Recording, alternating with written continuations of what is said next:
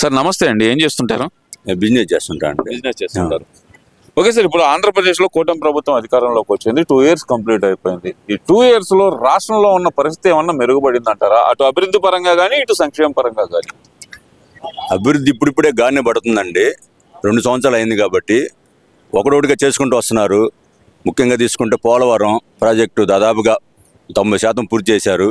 కళ్ళు కనబడుతుంది, వర్క్ కనబడుతుంది. అలాగే మన రాష్ట్రానికి రాజధాని లేకుండా అస్తవ్యస్తంగా తయారైంది పరిస్థితి. రాజధాని కూడా ఒక పద్ధతిలో చేసుకుంటూ వద్దామని ఆలోచన చేస్తున్నారు. అలాగే మౌలిక వసతులు, ముఖ్యంగా రోడ్లు కూడా బాగా చేసుకుంటూ వస్తున్నారు. కాబట్టి దాదాపు పరిస్థితి బాగానే ఉందనుకుంటున్నాం. అంటే ఇప్పుడు రోడ్లు, మౌలిక వసతులు అసలు ఎందుకు? రోడ్లు పెట్టడానికి ముందర సంక్షేమ కార్యక్రమాలు అమలు చేయాలి కదా. పేదలకు సంక్షేమం అందకుండా ఎందుకు ఉపయోగం ఏంటి అన్నీ చేసి అంటున్నారు కదా.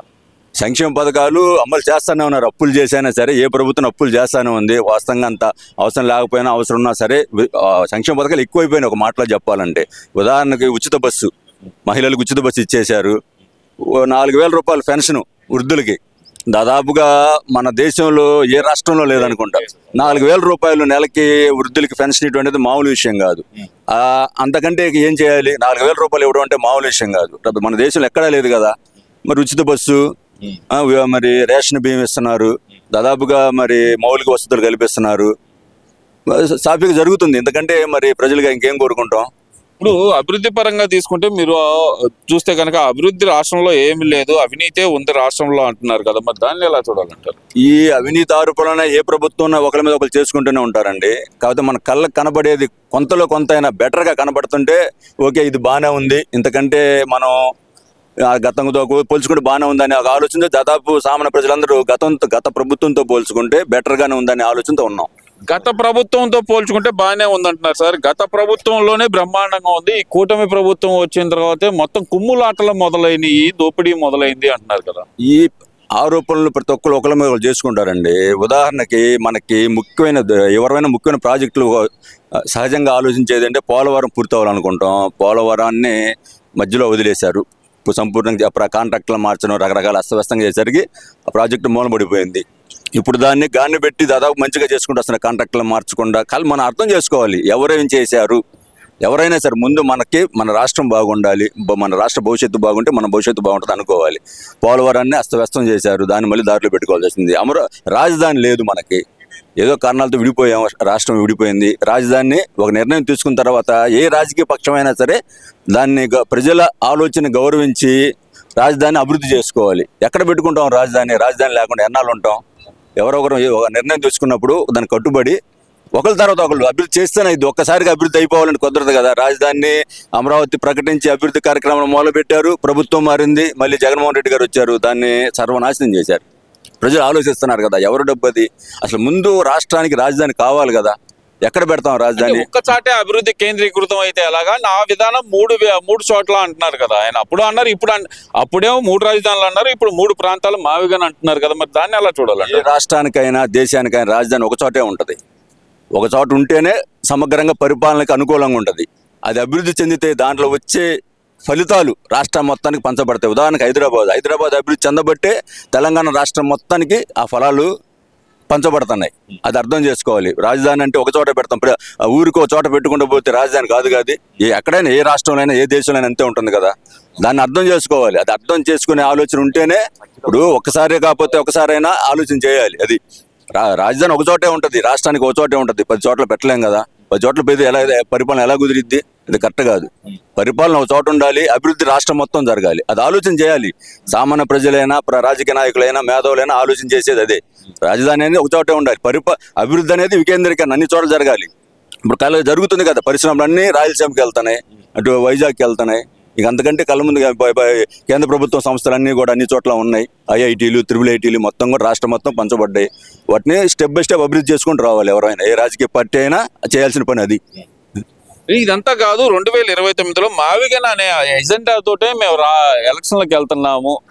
మావిగన్ అంటే ఇష్టం ఉన్నవాళ్ళు నాకు ఓటేస్తారు, అంటే జగన్మోహన్ రెడ్డి గారికి ఓటేస్తారు. అమరావతి అంటే ఇష్టం ఉన్నవాళ్ళు చంద్రబాబు నాయుడు గారికి ఓటేస్తారు అంటూ డైరెక్ట్ స్టేట్మెంట్ పాస్ చేశారు కదా. మరి దాన్ని ఎలా చూడాలంటారు? ఒక కామన్గా మనకు చెప్పేది ఒకటేనండి, రాష్ట్ర భవిష్యత్తుతోటి రాజకీయ పక్షాలు ఆటలు ఆడుకోవద్దు. రాష్ట్రం ముఖ్యం, రాష్ట్ర భవిష్యత్తు ముఖ్యం, రాష్ట్ర ప్రజల భవిష్యత్తు ముఖ్యం. రాజకీయ పక్షాలు ముఖ్యంగా ఆలోచించాల్సిన విషయం అదే. ఎన్నిసార్లు మాట మారుస్తాం ఎవరైనా కాంపిడెన్స్ అందరూ అదే అనుకుంటున్నారు కదా. ఇప్పుడు 2014 అప్పుడు జగన్మోహన్ రెడ్డి గారు విజయవాడ దగ్గర రాజధాని ఒప్పుకుంటున్నాం మేము, ఒక 30,000 ఎకరాలు కావాలి తప్పనిసరిగా అని అన్నారు. ఆ తర్వాత స్టాండ్ మార్చుకున్నారు. తర్వాత 2019లో అధికారంలోకి వచ్చారు. అధికారం రావడంతో ఒక రాజధాని కాదు 3 రాజధానులు కావాలి. అసలు 3 రాజధానులు ఎలా కుదిరిద్దండి? అసలు ఎంతవరకు సమంజసం? 3 రాజధానుల పరిపాలన ఎలా కుదిరిద్ది పరిపాలన చేయడానికి? అది ఆలోచించే కదా ప్రజలు తిరస్కరించింది. 3 రాజధానులు ఏమైనా ఇంప్లిమెంట్ జరిగిందా? ఏమీ లేదు, తీసేశారు. ఇప్పుడు 2024లో ఆ కారణంతో అలాగా అస్తవ్యస్త విధానాలు పాటించారు కాబట్టి అదొక ప్రాక్టికల్గా పనిచేసి ఓడిపోయారు. ఈ రోజున అసలు ప్రజలు విచిత్రంగా ఆలోచిస్తున్నారు, విచిత్రంగా అనుకున్నారు. ఏంటి ఇన్నిసార్లు స్టాండ్ మార్చుకున్నారు ఏంటి జగన్మోహన్ రెడ్డి గారు? ఇది కరెక్ట్ కాదు కదా. ఒకవైపు దాదాపుగా ప్రభుత్వ పరంగా 50,000 కోట్ల రూపాయలతో రాజధానిలో పనులు జరుగుతున్నాయి. అలాగే ప్రైవేటు సంస్థలన్నింటినీ కూడా మొదలుపెట్టారు. దాదాపు 1,00,000 కోట్ల రూపాయలతో పనులు జరుగుతూ పార్లమెంట్లో బిల్లు పాస్ అయిన తర్వాత కూడా మాకు ఇది రాజధాని కాదు, ఇంకో చోటకి వెళ్తాము, ఇంకో పేరు పెడతామంటే మన రాష్ట్ర భవిష్యత్తుని ఏం చేద్దాం అనుకుంటున్నారు?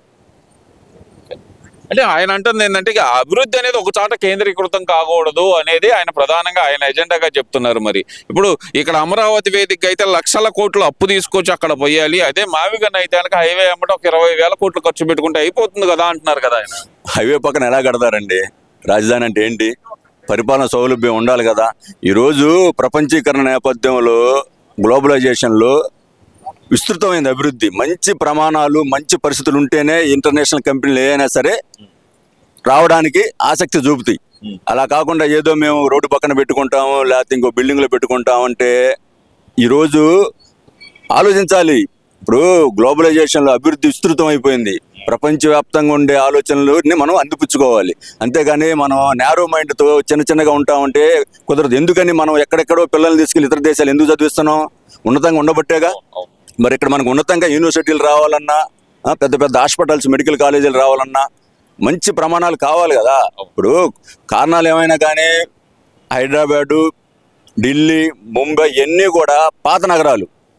ఏ వర్షం వచ్చినా, ఏ ప్రకృతి వైపరీత్యం వచ్చినా ఇబ్బందులు పడుతున్నాం. కష్టమైన నష్టమైన మనం ఒక రాజధానిని కట్టాలని నిర్ణయించుకున్నాం. ఒక మాస్టర్ ప్లాన్తో విశాలంగా ఉన్నతంగా ఉంటే ఇప్పుడు ఖర్చు కావచ్చు, కానీ భవిష్యత్తు తరాలకి మంచి జరిగిద్దని ఆలోచన అందరూ అనుకుంటున్నాం కదా. కట్టాలి కదా. సరే సార్, ఫైనల్గా ఒక క్వశ్చన్. 2029 అధికారం నాది, నేను వస్తాను 2.0 పరిపాలన చూపిస్తాను వీళ్ళందరికీ అంటున్నారు కదా. ఈ 2.0 అంటారు అంటే ఏమనుకోవాలంటారు? ఇప్పుడు వాళ్ళ ఆలోచన వాళ్ళకు ఉండొచ్చు అండి, నమ్మకం ఉండొచ్చు, కానీ ప్రజల ఆలోచనని పరిగణలోకి తీసుకోవాలి. జగన్మోహన్ రెడ్డి గారు ప్రజల ఆలోచనని, ముఖ్యంగా 3 రాజధానులు అన్న కారణంతో కూడా ఒక కారణంగా ఓడిపోవడానికి ప్రధాన కారణమైంది. అయినా సరే ఇంకా ఇలా మావిగన్ అనటం ప్రజల ఆలోచనకు విరుద్ధం అని మేము ఖచ్చితంగా గట్టిగా చెప్పగలుగుతున్నాం.